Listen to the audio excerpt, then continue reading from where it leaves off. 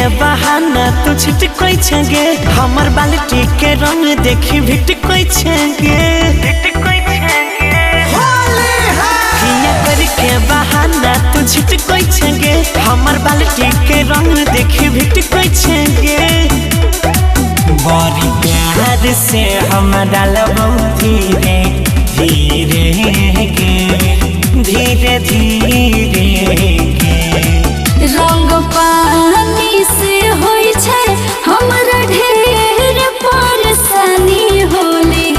खेलबो हम खाली अबीरे से रंग पानी से होई छै हमरा ढेर परेशानी होली खेलबो हम खाली अबीरे से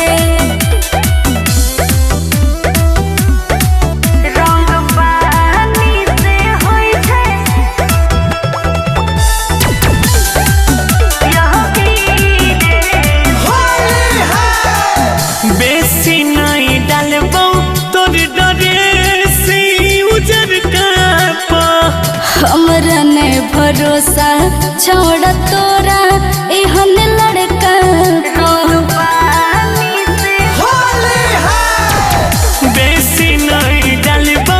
तोर डरे से उजर का हमरा ने भरोसा छोड़ तोरा एहन लड़का हमरा रोकै छै तू किए देखबे धीरे गे आगे धीरे गे रंग पानी से होई छै हमरा ढेर परेशानी होली खेलबो हम खाली अबीरे से रंग पानी से होई छै हमरा ढेर परेशानी होली खेलबो हम खाली अबीरे से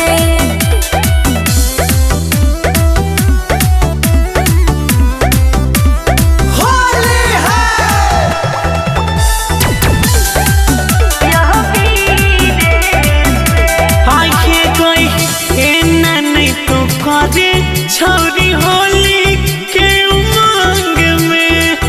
बात हमर मान रे केमिकल होई छै रंग में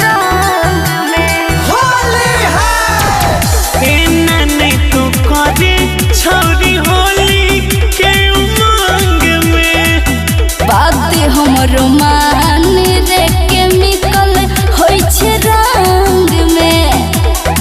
मलिक राकेश गौरव होली के शरीरे से गे शरीरे से रंग